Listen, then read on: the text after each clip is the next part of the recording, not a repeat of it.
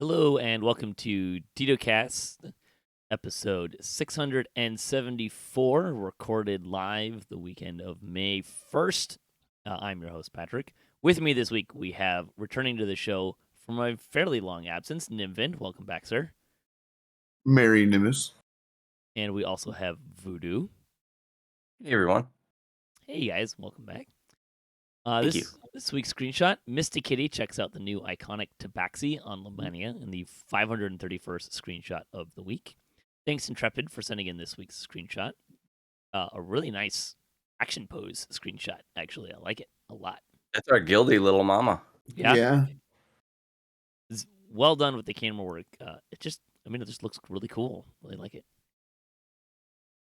We like to talk about Dungeons & Dragons online nearly every weekend. You can catch us through Twitch, YouTube, the DDO forums, iTunes, or from our website at DDOcast.com. DDOcast is hosted by Cyber the awesome podcast hosting network, and shows are usually available within a few days of recording. The next show will probably be next weekend, and you can stay updated by following us on social media or our website, DDOcast.com, with our calendar. On the podcast this week, we should have a lot of fun today. Update 54 launched. And we also get to talk about Isle of Dread pre-purchase because of that, which dropped with update 54. And, if you're using us as your sole DDO news source, you might be wondering, wait, update 54? That's unexpected. Yes, it kind of was, actually. So we'll get into game news here. Like I said, update 54 dropped, and basically they were initially calling the actual Isle of Dread release update 54, but while working through the process, they decided that the next game update, which was originally going to be update 53 patch 2, which includes what essentially amounts to the things necessary to launch the pre-purchase for Isle of Dread, had enough stuff that they felt it should get its own formal numbered release. So now, Update 55 is Isle of Dread, and Update 54 is what was formerly known as Update 53 Patch 2. Cool. Yeah, Okay. what's up with that? I mean, look, the numbers are arbitrary, and they've always been kind of arbitrary. So it's not like what they call a patch and what they call update has always been somewhat of a arbitrary thing, right? I'm not crazy about a contentless update, though. I will say that. Right? We've done that before, recently, in fact. 51? Which one was the one with Epic Destinies? That one was contentless. So, yeah, like, here's the thing. Like, how much do I care that they changed the number? Not really. I mean, they release content when they release content. We've definitely gotten content in patches, right? Like, they've released raids in patches, at least. So I don't know that I super care, but also, like, what about update 54 felt like it needed its own, like, it qualifies for its own update? Tabaxi, I guess, but that's kind of it. Unless I'm worried that there was just like some like deep coding reason or someone got sick. Like, I don't know. There doesn't seem to be any reason to do this unless they like this was just one of the two options they had. Like, if everything else was just out the window, like, we have to hit the release button now. what do I think this had to do with, like, the timing per se? I don't know. It just feels kind of feels kind of weird to me, and I'm a little pessimistic here. To, like, they're just trying to increase, like, well, this is good enough for an update, so this will increase the number of updates we have for the year, kind of a thing. I swear that I heard Cordovon even say though that there was supposed to be another Lamania 2 weeks after the last Lamania. He did For on this show. yeah, yeah. And that So changed. like, yeah, so like, what? Why was it one thing, and then all of a sudden 2 days later they're like, Wednesday, it's coming out. What happened? What happened in those days? Like, there has to be some like Twin Peaks mystery behind this. I don't know, Twin Peaks, but something DDO or something. I don't know. Again, in the grand scheme of things, I don't. It doesn't really matter, right? Like, it's just a number. Who cares? But it's kind of funny. Yeah, but like the what came with that number shows evidence of maybe like really quick decision rushness. Like the well, we'll get into it later. I guess we're gonna talk Yeah. about the bundles. Well, speaking of what comes with it, we'll go through the update 54 release notes. So this came out Wednesday, April 27th. Pre-purchase for the Isle of Dread began on Wednesday. We will talk more about that on the back side. Let's see. There were a bunch of bug fixes. We talked about most of these before. I will note they do have a completely different organization to the release notes now, which I think I like. But also I did kind of like that they used to have more kind of headings, like subheadings, which I think was kind of nice. But these headings make a little more sense too, I think. Anyways, some things that I wanted to pull out and highlight. Shirati's pin now grants its correct plus 3W. It also no longer has a DC. There were some issues with getting the DC to work. So they just got rid of it. No DC, it just works now, which I think is nice. It is kind of a key attack for Shirati. So that should be good. The Epic Delaris Rune Arm and Legendary Salt Marsh Rune Arm now drop as intended. I don't really know. Was it not dropping? I remember doing Delaris before this patch, and I got a normal Rune Arm in the epic run in Delaris. Okay, maybe that's it. Because I thought I saw the Rune Arm in Salt Marsh.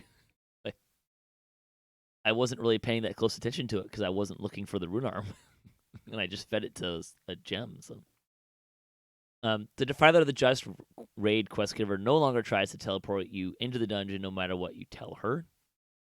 Basically, they gave that NPC an option. Hey, send me into the raid. So it's a lot more clear what's going on there. I see Voodoo laughing. It was a weird. You'd have people come up like, "Oh, I guess I'm not flagged." Like, no, just close the window. Wait, I push close the window and then the raid window pops up. Yeah, they fixed that now. It also means that you can actually. It's a lot easier to spend raid runes there. I think you had to like not be on the quest to spend the raid runes before, so that's kind of annoying. Don't forget, you can just click raid runes wherever you are, including inside of a quest or raid, to buy raid loot. Yep. Let's see. Epic spell power categories no longer require minimum level 26. Probably a good thing. That kind of. There was a note that Shillelagh now correctly gives bludgeoning DR bypass instead of magic. Isn't it supposed to give? I think I saw that it's supposed to give magic as well, and they had to fix that. So that's weird. Some gameplay changes. We talked about some of these. I'll just kind of mention them. When you release from a dungeon while dead, you will be brought back to life with 20 hit points instead of 1 hit point. So when you go and push the "Hey, give me the buffs" to give me my health and spell points back faster on the ship, you won't die. I always thought it was funny the animation of you clicking the bar and then you suddenly just drop into your knees and then falling on your face. I mean, that could be appropriate for some bars, right? Mhm. Trap the Soul has gotten an overhaul. There is no more hit dice limit on the spell. There's only one variant. The spell now gives you the regular gem for all challenge ratings. The Kenneth crafting recipes just use that one regular gem. And they changed the cooldown to 10 seconds. It stays at 8 for Sorcerer. It's a great change, all these changes. Yeah. Although I do. Small question. What happens to the previous gems? Did they all change in place? Or, like, do you have. If you had stored some gems, they're no longer usable? I didn't look to see if they changed them. Did you look, Nimvin? No. Because we use them so often. Yeah. But, if you're wondering why does this matter, like, well, it's really silly to go into, like, a level 5 quest to find the right CR monster or whatever Trap the Soul you're trying to use, right? Also, a hit dice limit in a game where hit dice are inflated for monsters, it kind of matters that it doesn't have a hit die limit. So, I haven't used it much ever because I don't tend to play that style of caster very much, but and haven't for a long time. But I don't know, was it even viable in epics? I don't really know. To be honest, the only trap to souling I've ever done was through a guard or a proc. And Sure. even then, sometimes I have to remember to pick up the gems. And even then, like, what Bane do I ever? I think Construct Bane's the only one worth it on like an adamantine something. You know what I mean? Because Constructs at low levels, maybe some undead beaters for a rogue. But I don't really see that being part of my crafting thing personally. That's a personal opinion, though. Yeah, I'm the not whole telling. Oh, I'm sorry, buddy. I'm not telling people don't craft Bane, but I just don't. I'm like, there's so much more that you can craft on a weapon. You had the whole earth elemental thing for the adamantine ritual as well, so that was something I Yeah. used it for. But the spell, it was tedious and awkward, so I never used it for anything but farming soul gems. But now it's turning into another single target insta kill, basically, that's really cool. Yeah. The last time I do remember having to, like, pull it out on a wizard to go craft the adamantine ritual, and it was like, okay, where can I find this quest? Go to the wiki. Okay, as a level 20 character, or 20 whatever character, I'm gonna go into the depths to kill the earth elemental there because that was the the right level of earth elemental that I needed. So that was always kind of weird. So Amos is suggesting force undead bane daggers at level 4. Yeah, that'd probably work pretty well. Sharati caster mantle changes. Here we go again. Not done yet tweaking these numbers. All proc dice have been raised to 7d77. Spellcast scaling has been raised to 100%, which it was before, and then they lowered it to 50, and now it's back to 100, I guess. The proc rate has been raised to 7%, and the elements offered have changed. You may now select from light, force, poison, or sonic. What? I'm confused here. Like, wasn't the whole point of the Sharati mantle to, like, do random damage? Or is this I talking? think that's between stay good and stay frosty. I think it's now stay light, stay force, stay poison, stay sonic. They probably have Okay, more creative names than that, but I think it's just that part of it. I'm not that would make sure though. I'm sense. actually doing Sharati this life, but I'm only level 16. That would make a little more sense. Also, the following Destiny Metals now deal 1d6 plus 6 damage per cast level when they proc. Majesty of the Eclipse, Fate Singer, Primal Avatar, and Exalted Angel. I hate this. I personally hate this thing. You know when your whole party wipes an R10 and you gibbers up and throw a scroll, all of a sudden everything takes sonic damage around you because you have her mantle on or whatever, and you everything aggroes. It's this is such a silly idea. Like, why would you give us, especially bards and wizards? They're not like super durable. If they're the first people up and buff or anything, they can breathe, and all of a sudden, all this damage comes out of nowhere, and every monster in the room just like, oh, there's this guy, you know? I mean, I literally counterpoint, stopped it's using the Bard Mantle because of that. oh really interesting Yeah. because it was attracting aggro like that, or Yeah, I'm a Fate Singer. I don't wanna sit there and damage everything in the room. It's just gonna aggro on me. Yeah, and it wasn't even that much Garbage. damage. It was just like a stick It's to a funny. bear. I mean, my fate singer, my spell singer has been using the Exalted Angel mantle Yep. because he's a healer first, Yep. and then is like deep into Fate Singer to get tide, turn the tide. But yeah, that's interesting. I will say, Nimvind, though, like counterpoint, should you really just be able to raise, not move, and have nothing see you that should see you? I mean, it's convenient. Don't get me wrong when you wipe at a raid, but it is kind of silly. Yeah, but it actually has not like a super far range, but like let's say if I don't go far enough down a hall and raise up, I might still get a swagging or two, or wherever I'm at. You know what I mean? Yeah, sure. Let's see, Tabaxi and Tabaxi Iconic. I'm not gonna go through all of the enhancement notes because they list the whole pile there, but we'll try to highlight some of the changes from at least the ones that popped out and they mentioned specifically from uh, the Lamania previews. Tabaxi Race, Tabaxi Iconic have been added. Tabaxi Base Race is free to VIPs. It's also included in your pre-purchase of Isle of Dread. Will be available for DDO points in the future. We'll talk about that other stuff later. Tabaxi are base race that start in Eberron. Resemble great cats like jungle cats. Sure. Tabaxi make good rogues, monks, and bards. Yeah. Let's see. Feline agility. So these are some of the changes.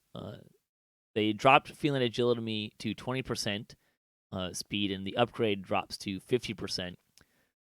They basically concluded that the 30 and 50% was too high for constant use. Not shocked. I mean, the upgrade at 30%, that puts it in line with what most action boosts to speed are, so it's not out of line. You mean you get to use it all the time, which is kind of nice. Wooden weapons adds damage immunity for all staves, not just wooden ones. I think it's really nice. We'll like that. The Tabaxi Core 1 now has you gain the weapon finesse feat in addition to its other bonuses. That's kind of cool. I like that.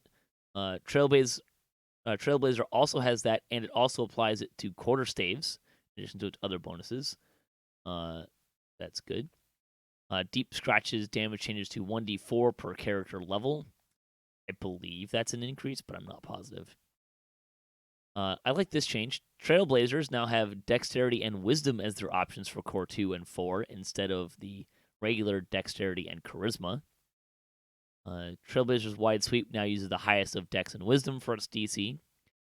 Tabaxi Base Tree replaced, they were going to replace Stealthy with Improved Weapon Finesse, which is a copy of Deepwood Stalker granting Dex to damage. The Stealthy was replacing the Land on the Feet, I think. I think that's what it replaced.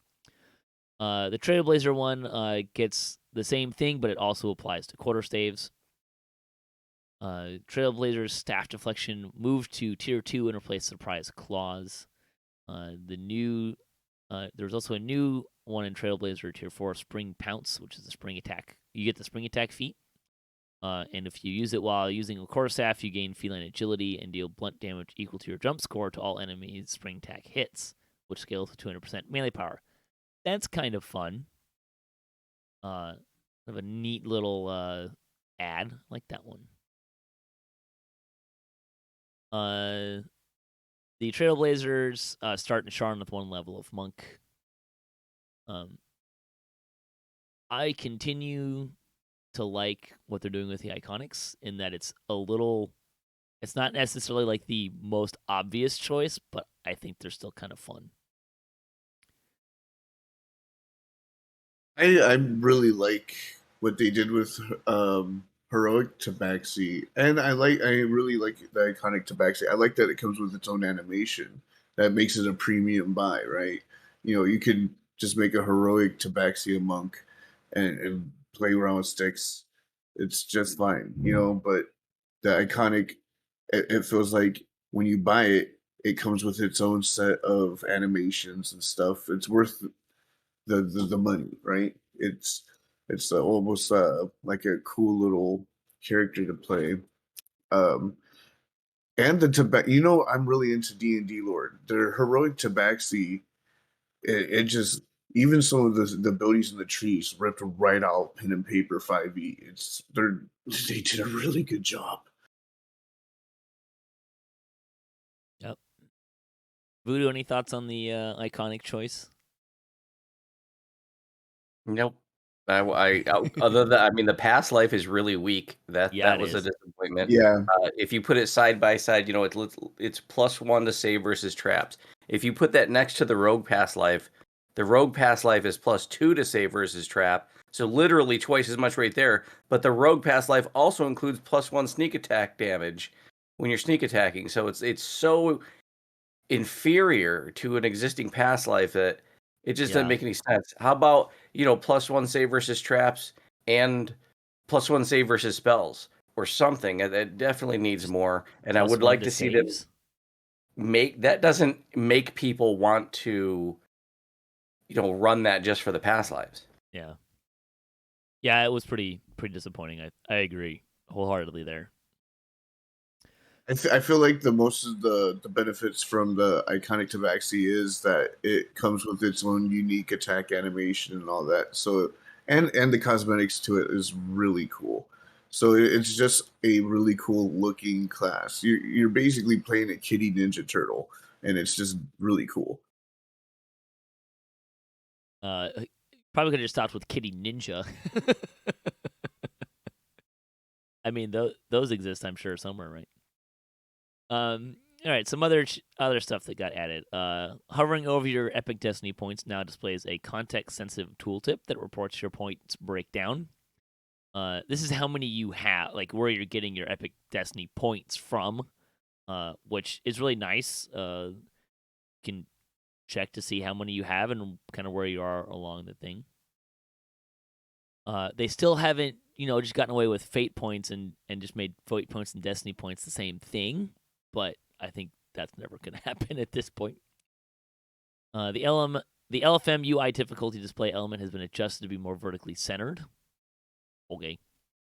Hovering over a weapon now factors in the improved critical feat. It's kind of nice. It's a nice little thing there. The character sheet has gotten minor visual update in its layout. It now shows you your total level instead of your total action points. Several text and bounding box inconsistencies were fixed. Saves labels now saving throws and is the proper font. The base attack bonus box is now lined up correctly, and that amount is now centered.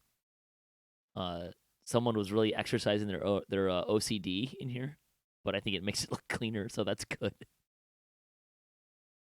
Let's see. Now, they also changed how when someone asks to join your LFM, how it's just given to you. It will now say their name, their total level, and then their class breakdown. Would like to join your party. I haven't gotten to play with this a lot because this came out on Wednesday, and I've been working all week since then. And Wednesday was a rough day. We'll talk about that in a moment, probably. Wednesday was rough. But I do have to say, like, it's nice not to have to add the levels when that screen pops up. I usually would open up the outstanding request window just to see the total level if I didn't want to do the math, because I was usually trying to focus on other things at the same time. But like that's just gonna pop up like, hey, this person's this level, and here's their class breakdown. Perfect. I don't usually even need to know what their class breakdown is. Just make sure that their level is appropriate for my group, and you're in, and we're gonna move on. So I really like that change. The character selection screen will no longer display your epic class levels. That's a little weird, but fine. basically just taking like epic level out of the game. It's like, here's your level and here's your class breakdown, and that's all you need. Although I will say, probably I'm gonna guess here. They may have said this. The reason they're probably doing this is actually in preparation for legendary levels, so they can just give you the level and then give you the class breakdown, because otherwise they'd have to do like legendary, however many legendary levels, and then how many epic levels, then the class breakdown, right? Just Yeah. number, class breakdown. Let's see. I do want to highlight this again. There is a new gameplay option: force heals to self when targeting undead. So if you turn this on, if you cast some sort of healing thing at undead, it will target you instead of them. So, Good job. yeah. This is the best, because I've been spending the last 10 years with pugs saying, oh, I wish they would stop this, and they like now I don't have to hear that anymore in pugs. Well, let's be clear. The default sets it to false, so it will still default to healing the undead. So we're still going to hear the complaints about it and then have to teach people how to turn it off. Yeah. Oh, that should be a video. We need to make that video. Yeah. Voodoo, make that video. While you're Yeah, at it, Voodoo. while you're in there, go through like how to change the buff bar, like take stuff out of the buff bar to make it cleaner and all that stuff. And give us another Kenneth crafting video. It's been too long. Yep. Some known issues. The Raptor Henchman is minimum level is incorrectly set to 3 when it should be 7. The permanent hireling is a level 7 hireling for the purposes of quest XP. Its summoning cooldown is also incorrect at 30 seconds instead of 300 seconds. Sure. Is the cooldown? Oh, it's so you can't. Sure, the dismiss and then resummon. Sure. Yeah. So just be aware, if you use the Raptor Henchman before level 7, it will potentially impact your XP. Based on what Just level like the quest you're on. Black Panther. Yep. Like the Black Panther. And Samus is saying, give me an option to decline anyone over the group level. Yeah, that would be nice as well. I have accidentally let someone into the group that was high level, and I didn't catch it right away. But yeah. Give them 10 years, they'll do it. But he says he gets a lot of tells on the hardcore server that you can do X at level Y. I mean, I get that on the main servers all the time. It's like, yeah, I know, but I'm doing it at this level because I had someone ask if at level 15 if they could join Von 5. I have Von 5 group. I'm like, no, that would really lessen my XP, which is why I'm running it. But thank you for asking. Some other stuff. So mentioned Wednesday the servers were down for 6-7 hours. I have a guess. I don't know if I'm really paying attention. There was like a 30-minute break before in between that. The only impact it had on me was when I got home, I couldn't update the game and roll my dice before I went to go umpire. But it was up when I got back. So, yeah. So there were a bunch of instability issues that they had to take the servers down after, I don't know, maybe they were for half an hour, something like that. So it was a bit of a rough release. But they got it up late evening, early night ish, I think. So they took down the servers in the middle of my TR, and my character got like rolled back twice actually, and that was it was annoying, but I hope everything's okay. Like yeah, I saw a couple people that were in the process of TRing. I didn't see them say anything that it was broken or anything, so I didn't see any pitchforks and torches or anything. So I think other than the fact that it came down and they had to fix some things, it's back up. So that's good. Some stuff that's also not working. In the Flesh is currently not completable. which I think I saw something about. Well, that's interesting and pseudoly related, but not to the game instability, or something. It was really vague and sort of curious. It wasn't causing the instability, but it was like maybe related to it or something. I don't know. Weird. They are actively investigating the missing character slot from purchasing the pre-orders. They will get that retroactively. There's a whole host of minor tabaxi issues that they're going to have to fix. And the upgrade buttons for the Isle of Dread pre-order is currently not working due to a reCAPTCHA issue. Players can pre-purchase Isle of Dread by navigating to the DDO market through a web browser. Players inside the game can use the external browser option to order in order to pre-purchase Isle of Dread. Yeah, those damn robots messing with our game apparently. So, It's the Terminator all over again. something like that. I was gonna make a joke about how for DDO it should be to make sure they're not Warforged, but also that would be kind of racist. So, make sure they're not mind controlled or something. Maybe, I don't know. I feel like there could be a fun way to do a reCAPTCHA for like a D&D theme, and just kind of in general. Like, it'd be nice if more places did like themed their CAPTCHA instead of just like, prove you're not a robot. I'm trying. That's not a what. Which one of these pictures has a bust that I'm not seeing? That would be actually a really fun name for a Warforge big bad for a pen and paper. He's like, oh, CAPTCHA. Yeah, there you go. And we're just gonna throw this PSA out because I've seen this question come up a lot. What is changing with iconic and epic reincarnations when level cap increases past 30? The answer is nothing. They're not changing. You still have to be level 30 to do them. I seem to recall seeing something that you weren't going to lose your legendary levels potentially, which would be stinking cool. But they haven't really given us concrete information on what that's going to be. But iconic and epic is not reincarnation is not changing. You're not going to have to go to a higher level. You're not going to have to get more XP. So don't freak out. Don't feel like you need to like rush through a bunch of lives or anything. They're not changing. So. Bonus days, 25% guild renowned through May 1st. Also, plus 25% heroic and epic XP and a plus 5 VIP XP boost through May 4th. Yay! Not just the weekend when I'm working the whole weekend. Sorry, the servers were down bonus weekend. Maybe. I could see them having planned to do this also anyways.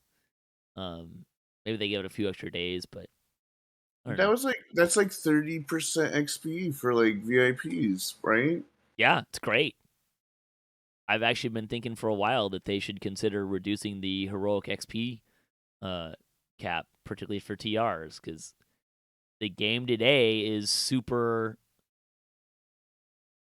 I mean, if you're just joining the game today, you're way behind.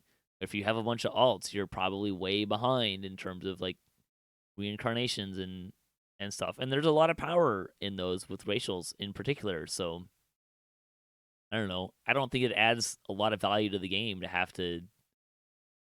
I don't think you'd lose a lot of value in the game if you reduce the XP you needed for a third life character by 300,000 or something like that, 400,000, or I don't know. Like, I just don't think there's a lot of value. They're not actually adding a lot of value to the game. People are trying to get out of heroics as fast as they can, anyways. So I don't know. Maybe that's just me. Other than the fact that it would cut into their auto boxes line. Hey, speaking of auto boxes, this is your last weekend to get them. They're in the store through today, May 1st. So make sure you get those.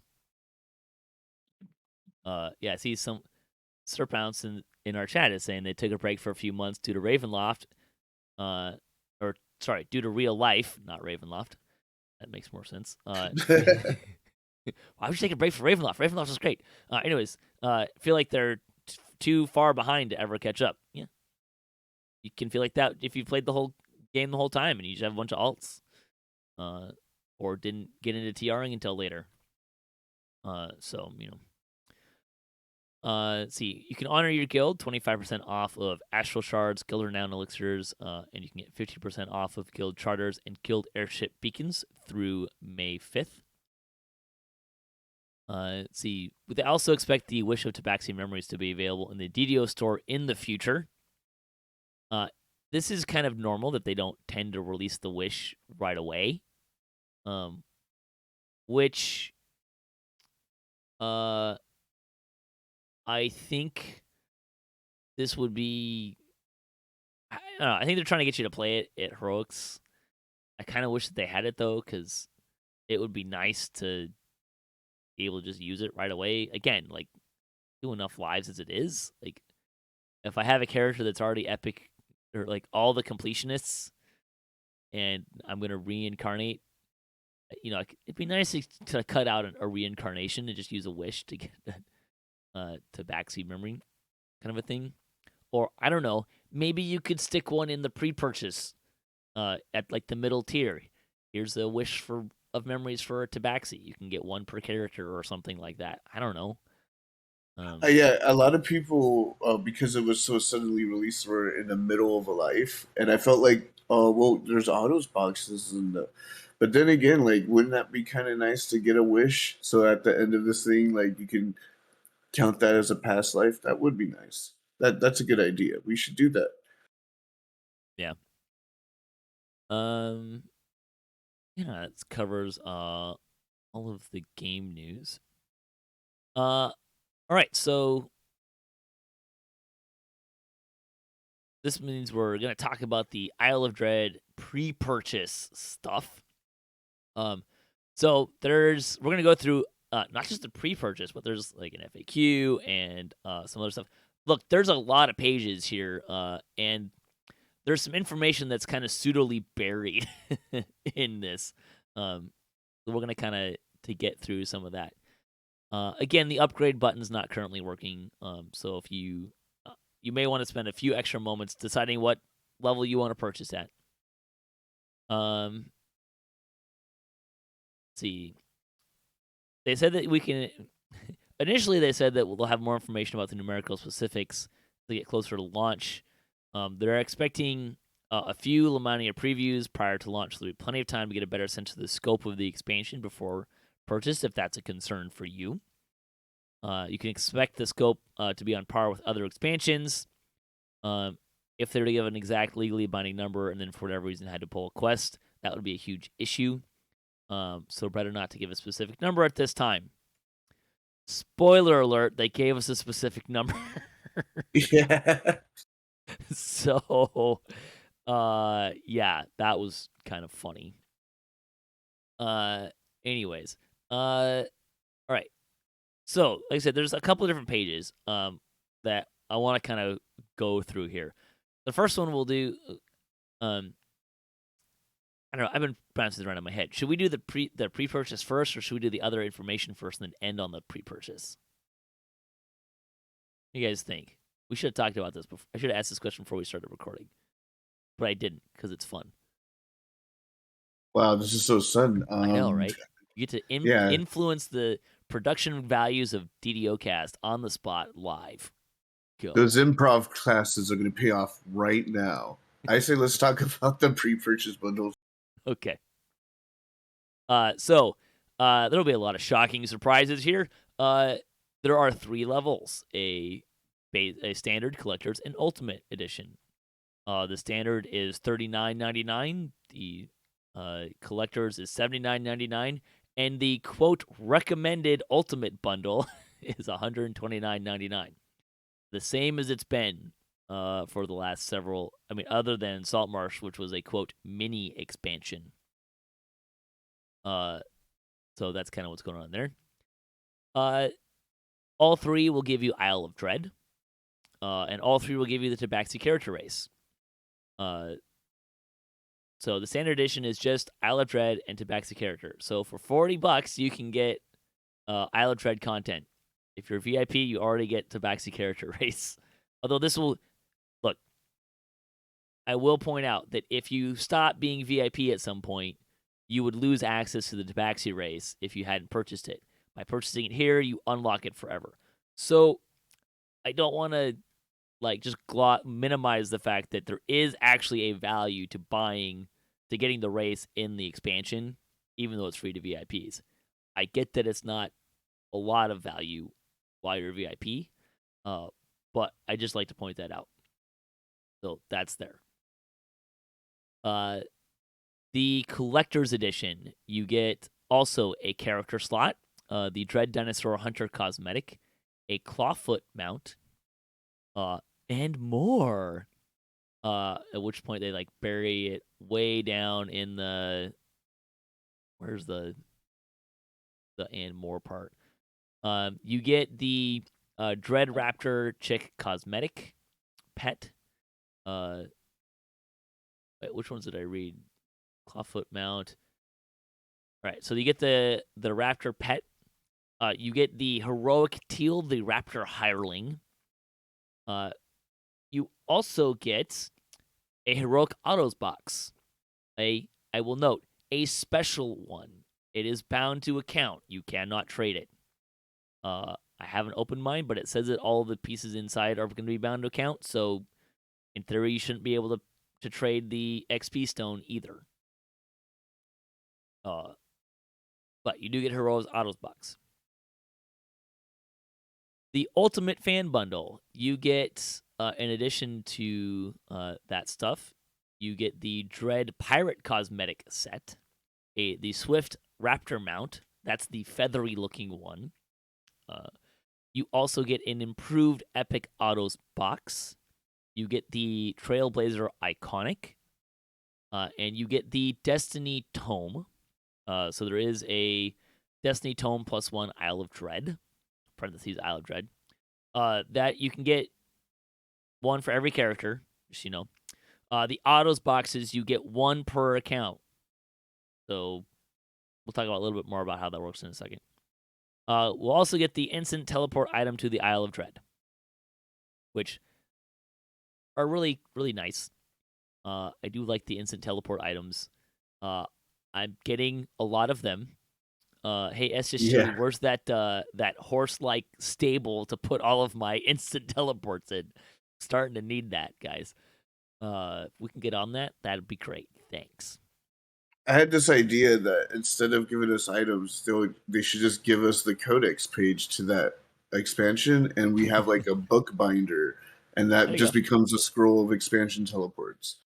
Yeah, I like that. Mention turning, really quick, we'll mention the getting the stuff. You need to go talk to, what's their name? Zelnathi. They're in the harbor, on the docks past the hut for Beyond and the trainers down by the Leaky Dinghy. And you go talk to, just like with Salt Marsh, you have to go talk to that person to get your items. So they're not just going to all dump into your inventory, which I think I'd prefer this to dumping in your inventory, although the person is a little out of the way. So it'd be nice if they're a little closer. The first character on all servers that you talk to that person and say, hey, give me the autos boxes, that's who's going to get the autos boxes. You only get one per account. So be aware of that. If you buy it in-game, you probably need to log out and then log back in so your account gets flagged so Zelenthia will talk to you. So be aware of that. I think that kind of covers the expansion-y stuff.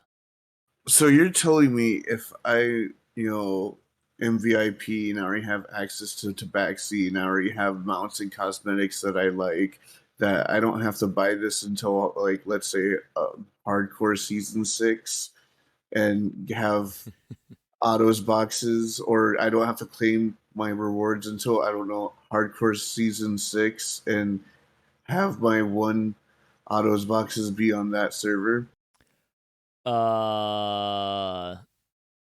Sure.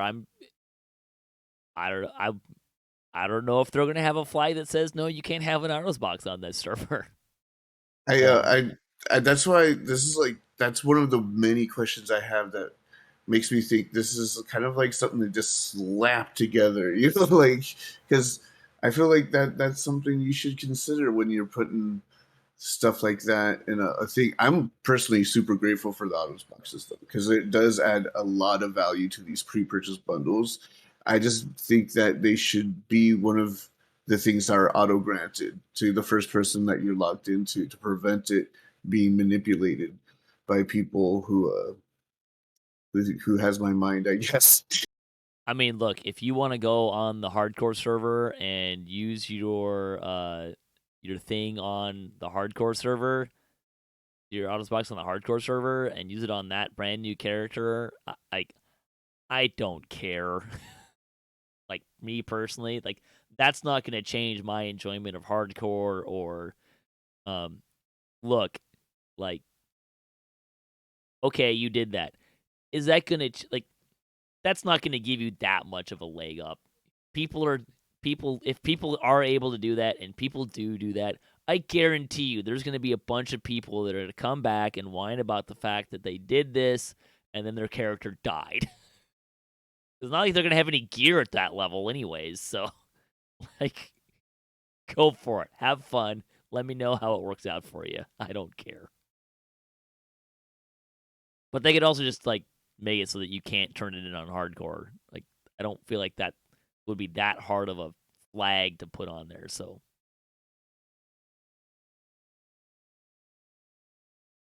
we did see someone in the chat saying that the ultimate bundle's a good value. Who was that? I can't find it. So what do you guys think about these bundles? I think the Ultimate Fan Bundle is the greatest value for any Ultimate Fan Bundle we've seen in the SSG era, and it could be called buy 2 Odo's boxes at full price and get a free expansion. Yeah. I mean, I'm like, wow, really? 2 Odo's boxes? That's almost the cost of the entire thing right there at full price. Granted, I know Right. people getting double bonus points and stuff, but some people pay full price for stuff. Seriously, or pay full price for 2 Odo's boxes plus an extra Destiny point and get a free expansion. There's crazy value here. Yeah, it's obviously really nice for the buck. This is the ultimate bundle is really really good to jump onto, and until they at least until they make that upgrade button work, right? The collector's edition would be the second best. The basic one is not appealing at all. You can, if you wanted to, just wait to buy Salt Marsh with points, right? You mean Isle of Dread? The same. Yes, content. You can buy content later. Yeah. And have Tabaxi now still. You know what I mean? Yeah, the standard edition is not super great value there. But yeah. So here's I gave these guys a little spoiler that I'm a little salty about some of this. Here's kind of some spots where I'm disappointed, shall we say. One, there's not a discount for VIPs. They did that with Saltmarsh. We've been having this conversation for a long time about how much content is coming out that VIPs get as VIPs versus how much they have to buy for through expansions and stuff.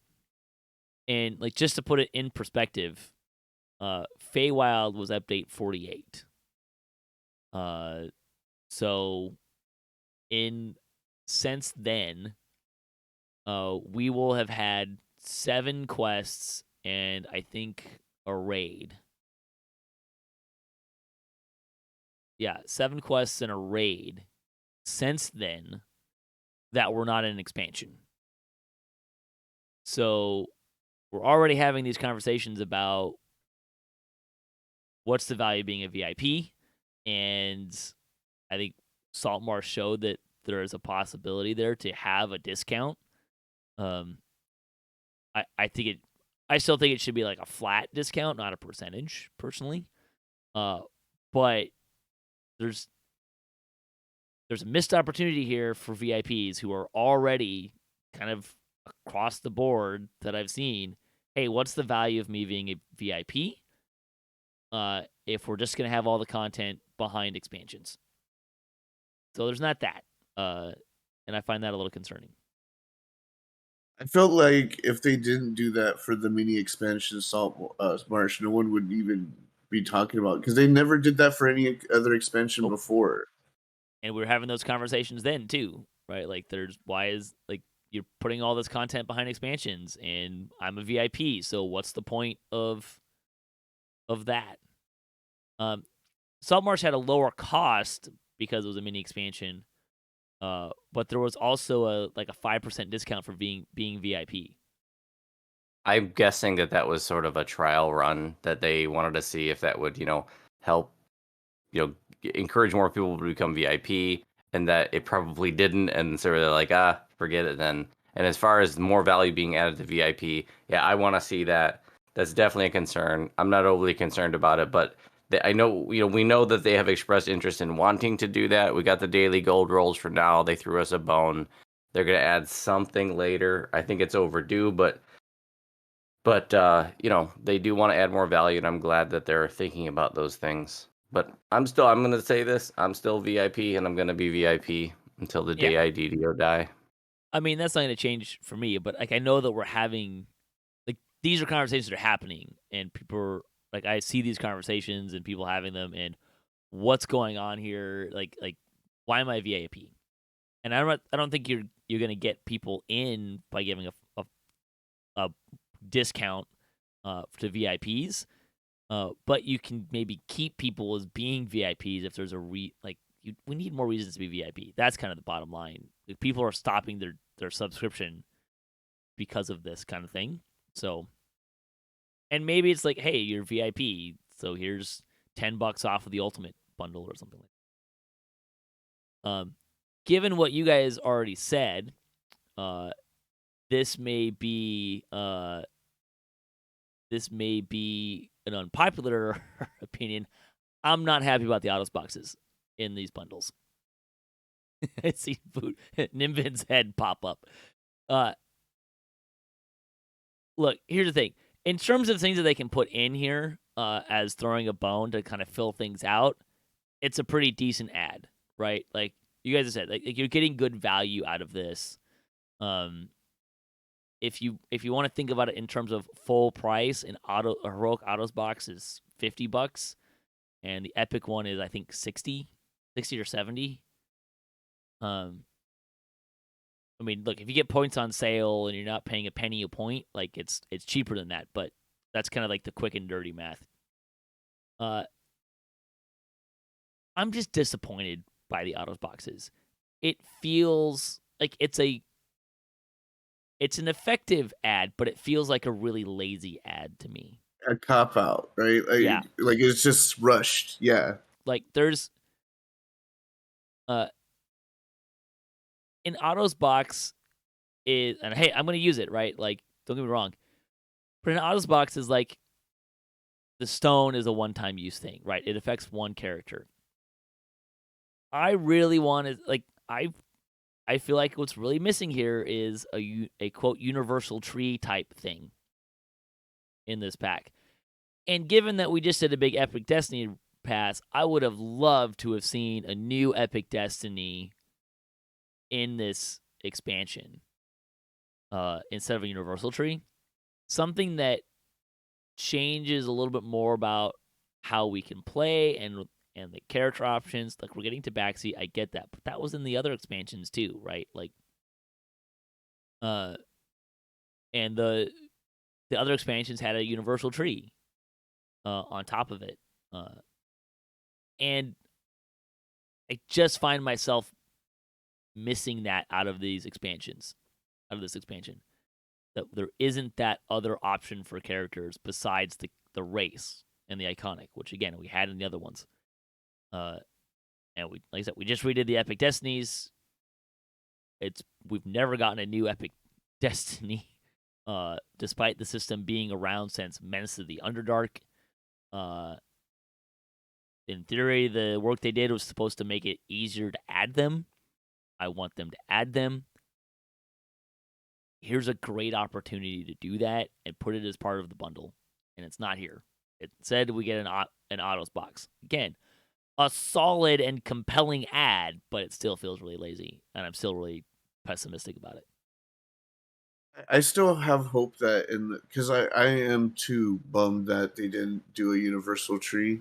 And I don't know if they just didn't have time to design it or time to test with the players council, or they just didn't desire it. They want to change it up, test it out. But I still have hope that they can retroactively add one in future patches or updates. I mean, I don't think they're going to add it as part of the pre-purchase. Like, I'm sure they're going to add them. I just don't think it's going to be as part of this. Yeah, because didn't they add like falconry to that free whatchamacallit's favor, and like you can still unlock it through favor. I bet you anything that there's something in the future. I'd like to add that, each of us looks at these bundles through our own unique set of eyes because we have different interests, and like Nimvind, for example, he really likes cosmetics. I don't care. Cosmetics and cosmetic pets do nothing for me. So when I look at those bundles, I'm like, yeah, that's not doing anything for me, and that's just my personal interest. Universal trees are kind of the same way. Like, I'm whatever. I don't care about that stuff really. And the reality is, I'm going to get that for free from favor anyway. So throwing a universal tree in a bundle, zero value for me because I'm just going to get it for free through favor anyways. Yeah, I can't disagree with the fact that maybe I would have liked them to be a little bit more creative than an Otis box. But I'm totally okay with it, and it's adding huge value. I mean, there's more value the further up you go in the packages, and I think it's better value than I've ever seen in any of the bundles in SSG's era of offering expansion bundles. So I got no complaints. I think you're right. I mean, I think the value is higher than anything we've seen before, for sure. You're not wrong there. I just am seeing. I'm becoming less optimistic about the future of DDO as time goes on because of how much content is behind expansions, the lack of continued value to VIP, and the length of time that people have been having a very valid conversation about why am I a VIP, and it feels to me like the expansions are going down in terms of like how much is in there, right? We haven't gotten to the point where it talks about how much content is in this, but it's 12 quests, 1 wilderness, and a raid is what they're saying so far. And the quest part about that is fairly on par. Ravenloft had 12 quests in 2 raids. Sharn had 17 quests in 2 raids, but the quests, like half of those quests were really really short. So like the questing, and Feywild had 13 quests. So the questing is close-ish. But Feywild only had 1 raid. This one's only going to have 1 raid. And in terms of like what do I really like as a player, like I'm really into raiding. Voodoo, I know you're really into raiding. Right? Like, so there's a bit of a disappointment there. I just feel like we're paying the same, if not more, because of the expansions, and we're not getting as much as we had been getting in the past. Right? So that's kind of where I'm at here. And this is just kind of another point on that scale of we're getting less value in some ways because it's just an autos box, which again is valuable, has a lot of value, like you pointed out. But it's not. There's no development behind it, and that's where I'm kind of seeing the concerns and my waning optimism. I don't share the sentiment that you're worried about the future of the game. I don't know. To me, I think that it seems like SSG is doing really well. I'm really optimistic that they talked about how they've added more customer service people to try to get through all the backlog of um of tickets. And I know they're hiring new. They have new positions that they're hiring for. And I'm hopeful that Isle of Dread will be the best expansion they've ever produced. I'm hopeful for that. I don't know that it's going to be, but that's what I want it to be. Yeah, I want more value in VIP. Okay, I would have liked them to be more creative with the bundles, but I'm not too concerned about it right now. Let's jump in. Oh, go ahead, Nimvind. I'm personally like, I'm not really like too. I don't know. I need to say what I need to say faster. I'm kind of not too sad at where VIP is, but I would like more. It would be interesting to see us get some exclusive stuff from the expansion or something, or maybe even just our VIP monthly payment discounted from it. That'd be kind of cool. But I never really complained. Like I feel like we're slowly getting a lot of stuff already since the coupon release 2 years ago. Sure. Let's get into the FAQ. So there's a lot of information in this page as well. So purchasing Isle of Dread with store points. Isle of Dread features will be available for points in the DDO store in December 2022. I don't know if we mentioned this. The expansion is being promised June 8th. Yep. So December 2022. So you're looking at about 6 months until it's available from the store, which I think is about on par. I think that's about when it usually comes out. Isle of Dread quests are going to be 3,995 DDO points. Tabaxi will be 1,595. Trailblazer Iconic is 1,395. It was a little funny to me that the Iconic is less than the character, like the base character. It's a little weird. The Tome of Destiny +1 is going to be 3,495. So if you want to do some math about like how much you're getting, you're getting a lot of value and points with the Ultimate expansion for sure. But the Tabaxi race is free to VIPs as long as your subscription is active, right? So if your subscription ends, then you'll have to get it later unless you have purchased it with the expansion here. Let's see. We talked about where Zalanthia is. The heroic or the autos boxes, they are 1 per account. Zalanthia will give them to the first character that claims them. She will not grant them again on subsequent servers.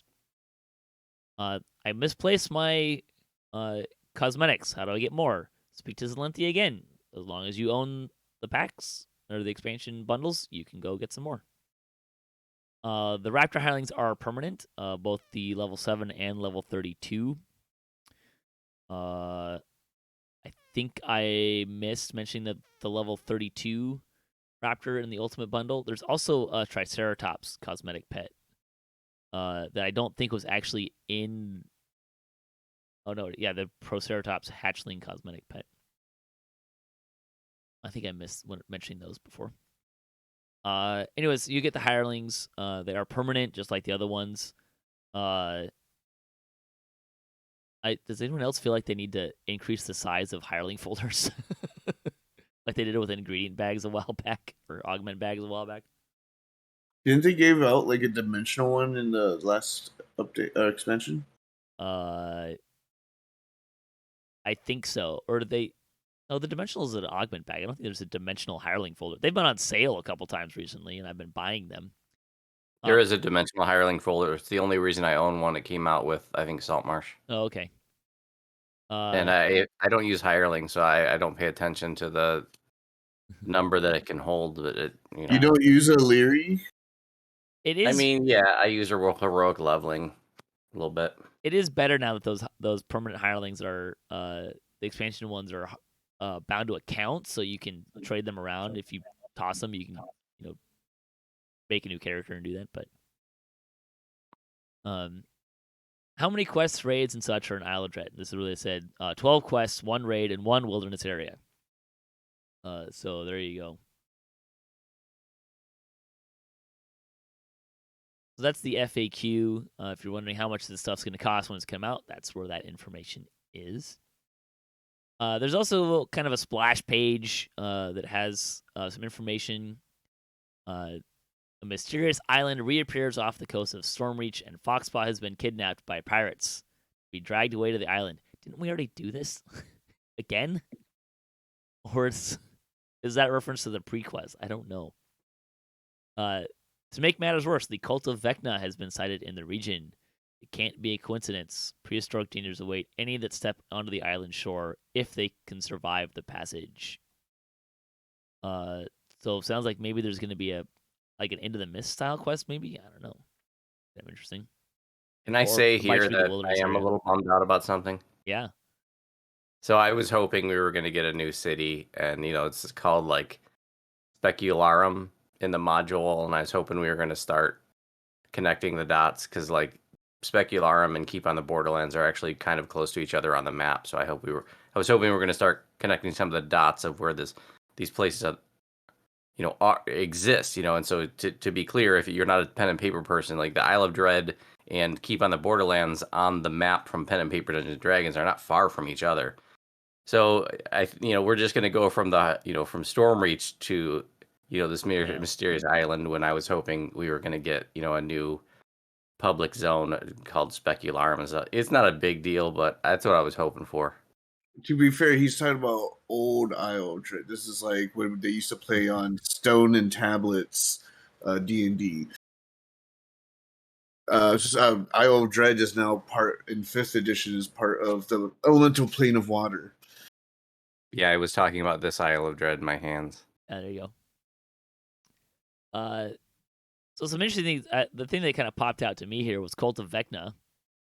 So that's kind of, Vecna is kind of a big D&D name, so that's kind of interesting. Yeah, I've been doing a lot of lore study to see the connection, and it seems like this is just shoehorned to possibly bring in more classic modules. That's funny. Another thing is, does anyone ever... Foxpaw is given like Prince Peach vibes, right? Like, I want a quest in this expansion where you find him and he's like, I'm actually in another castle, and he turns into a monster. There you go.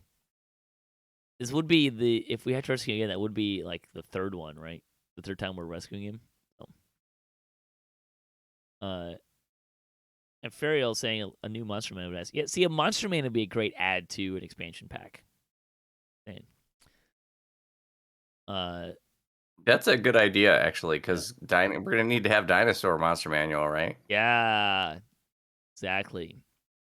And it's not like they're going to be adding enough stuff, new monsters, right? Oh, there's like Copru. There's a lot of things that are going on. There's a Demogorgon cult there. Aren't monster manuals included with VIP? Yes, usually. Value to VIP. Let's see. We are getting a level cap increase. They've said this before, to level 32. They did mention, so we're gonna get Triceratops, T-Rex, and other infamous dinosaurs. If you can survive the prehistoric titans, Copru and Ettercaps are also coming. Ettercaps are like spider-ish people. I'm not sure they're like the reverse Peter Parker. They're a spider that was bitten by a person. Something like that, yeah. I'm not familiar with Copru. Voodoo's very familiar with Copru. There's like smart aquatic things. They almost look like sea lions in the first edition, but now they look more like they've shown us pictures. Have you seen the pictures of them? I might have seen it in passing. There's 7, with the Isle of Dread bundles. There's like 7 screenshots that they share with us, and I think it's the 7th one is Kopru. They look like golden salamanders in Oh, 5th yeah. edition. Yeah, okay, I see it.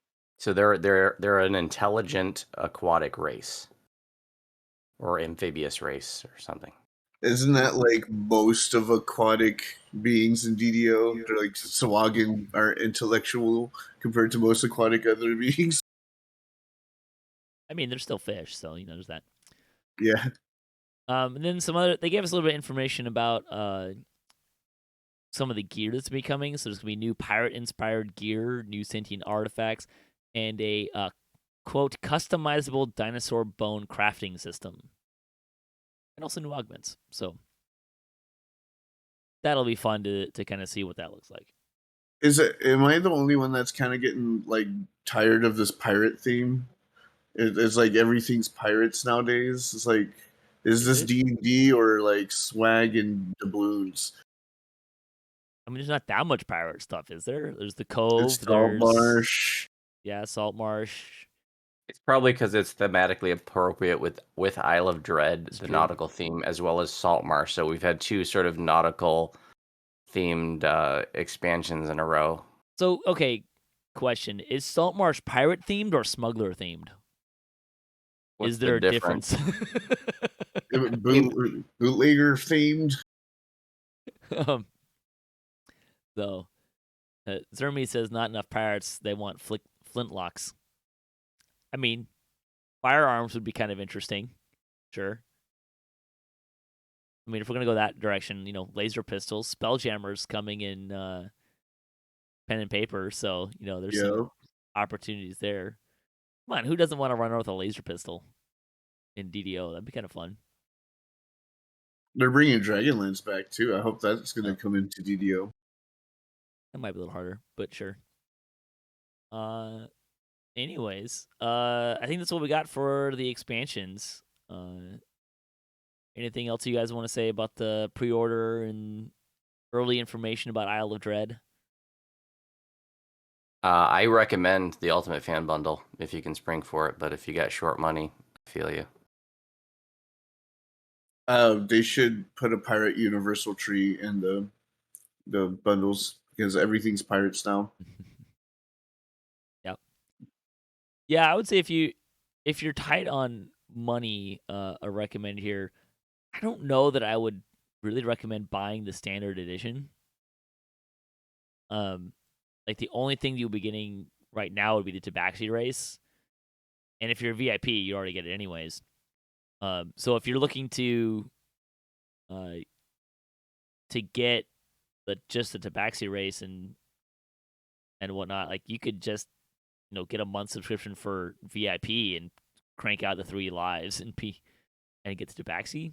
So you're saying, but that instead of buying collector's edition, I should just get VIP? It's like no, we're talking about the value standard for edition. VIP. Talking about the standard edition. But I mean, the good news here is that you can upgrade it, right? Like that's a nice thing that you can do now. I mean, I don't know that the upgrade button it works, but so you'll have that as a benefit. But yeah, I mean, I think Voodoo is right. I think the ultimate is, if you can spring for it, is the best value. But I think here's the thing too, like once you get the upgrade button working, right, like you can use the upgrade to kind of buy it in pieces if you need to, right? You got $40 this month and $40 the next month and $40 the next month. You could buy it that way as well. So I think there's kind of a fun thing you can do with that now, assuming it works. But I'd still go as low as the collectors. It's just like a no-brainer. The boxes just bring too much worth to the other bundles. I'd like to make a PSA here too, because whenever we talk about Odo's boxes on my channel, there's always people watching who don't know what they've done, what they do. They don't, they've never used one before, and I've already had one viewer make this oversight. The XP stones that come in the Odo's box is affected by other XP boosts. So you want to have like a big XP pot going. You want to have your Master's Gift on. You want to have your ship buffs going. And right now with the VIP bonus, that adds onto it too if you're VIP. So Yep. make sure you have all your XP bonuses going before you eat that stone. Also, there's XP elixirs and other assorted pots, astral shards, and more in these boxes. So it's not just a box with XP in it; it's a True. box with a whole experience. Yep. Good things to note. At the very least, drink the 30% pot that comes with the box before you eat that stone. You have a 50% pot though. That's a good place to use it there. I think if you have a 50% pot and the standard VIP and the voice or master's gift bonus, whatever that bonus is, and the 5% ship buff, I think you get around 3.4 million for the heroic one. He's a rank shy of 19, and with this bonus, you'll get even further. So pretty good deal there. The improved epic one gives you 4 million epic XP, I believe. 7 million with all the bonuses right now. So, which is most of the way to cap when you get there. So that's kind of nice. There you go. All right. Anything else you want to say on this? We got there. I think the dinosaurs look great. Every picture I've seen so far, they look incredible. Yeah, they Props do. to the artists. Yeah, they do. Yeah, everything looks really pretty. Like their art division or animation division is put. This is really expensive. Mm-hmm. All right, I did have an email that I wanted to highlight this week. So someone wrote in, said that they have heavy nostalgia for D&D. They were introduced to the game in 1980. Played a lot in high school. Usually play World of Warcraft, but they're taking a break from that for a while. Very intrigued by DDO and would generally enjoy playing some of the scenarios I recognize, like Keep on the Borderlands, Saltmarsh, especially Isle of Dread, one of the favorites back in the day. With my work schedule and life in general, I'd be playing solo most of the time. Is the game enjoyable as a solo player? What would be your advice as to which components to purchase for the best experience? I find the game shop a little confusing and off-putting, buying coins and then spending them on content rather than just paying for the features themselves. Thanks. Any words of wisdom from you two? Yeah, I mean, for example, if that person would go VIP right now, they would have access to all of the content. Yeah, that works. That aren't expansions. Yeah, I suggest going VIP because there's just so much things that you get by going VIP. It's kind of a good way to start. Time to leave World of Warcraft. Have fun with DDO. Yeah. It is kind of a good way, I think, to get your feet wet, right? To be VIP, and it gets more access to things. Even if you just buy 3 months is what, $30, something like that. Yeah, it's like 29 and some change. Yeah. In terms of the solo thing, I don't tend to play a lot of solo. Or that's probably not exactly. I enjoy the game a lot more when I have friends that I'm playing with, than when I'm playing solo. But there are plenty of people that do enjoy playing the game solo, and challenge themselves as such as well. The store thing, yeah, I can understand the hey, I have to buy points and then do this. There are, my understanding is there are legal reasons why they do that, so as to not create gambling issues and things like that. I think my understanding is with the daily dice in particular, if there was a just straight dollar, you were paying dollars instead of having points in between, that there would be gambling issues there. Same with maybe chess reroll or something like that. In any case, yeah, VIP is a great way to start. Buy the expansions as you desire to. Just know that some of the expansions go on sale, or the expansions that go on sale kind of at the end of the year typically. So I wouldn't necessarily say to go run out and buy Menace to the Underdark or Shadowfell Conspiracy, for example. I don't think you need to buy them to enjoy the game in today's world, but they're a good thing to buy when they're 75% off and cost like $5. So stuff like that. Yeah, you can definitely enjoy it solo. But I'm with you, Patrick. I enjoy it more with friends, but you can totally solo if that's what you like. I'm also going to say this. I think everybody here, I know at least me and Nimvin, old pen and paper players. I started playing, in the early '80s, and I love DDO. Now, as a pen and paper player, you're going to come in, hit the ground running. You're going to be familiar with the terminology, with stacking rules, things like that. But there's still going to be a learning curve. But that learning curve is worth it. That's one of the things that makes DDO worth it over other MMOs. Is its complexity. Yep. And just remember to have fun and this game when you're new to it, it's all about learning it and exploring it. Don't be scared to poke your nose in places and learn. Don't just go out and be an adventure and just learn the game, explore, and don't forget you pay to play your way. Just don't let anyone ruin it for you. Don't be afraid to like throw up an LFM and or join other people too. It's not too bad. I Love Goat is recommending pick a server with an active population. I can have a big experience. Yeah, if you're looking for people to play with, absolutely. Even if you're not, I mean, just having a bigger population, I think is pretty solid. Uh, it's still going to be a benefit from you, even if you don't play with people very much. But it is nice to find, if you need to play solo a lot, finding a couple of people, some friends, or at least a guild, right? Like a good guild is going to be helpful as well. So there's benefits to being in a guild, even if you're playing solo. I'm sure High Lords has some solo players. We have some solo players in Lava Diver. So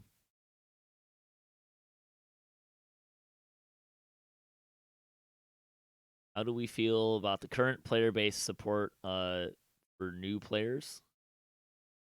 I think that's asking how do we feel that the current player base supports new players? Generally pretty good. I don't have anything to compare it to because I don't play a lot of other games where there's a player base I don't play other MMOs. This is one of the biggest pieces of advice I give to new players that show up on my channel is that when you start joining groups, tell everybody that you're new because more often than not, people will go out of their way to be helpful to you. They might give you a plat, show you around, explain a quest. Yep. Because we have a mature player base, the players have been around a long time. These are people who really love this game, and if they find out you're new, that they're gonna be helpful more often than not. And if they're jerky to you because you're new, well, then you just figured out who not to group with. But yeah, I think that DDO's player base is really friendly overall. Yeah, and like I said before, just don't be scared. Learn from your mistakes and just keep going. Like keep exploring.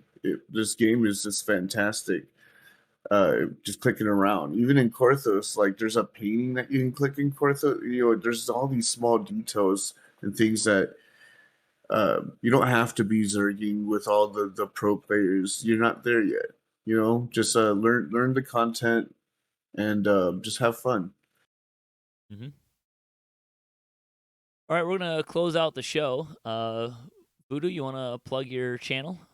You can find me on Twitch channel Vooduspyce, live streaming every weekday 9 a.m. to 3 p.m. A little morning show we call Good Morning Coffee and Chat. Raid night on Thursday nights. Teaching raids on the DDO stream on Saturday. And you can find me on YouTube, same channel name, with over 1,000 DDO videos, quest walkthroughs, raid guides, crafting tutorials, and so much more.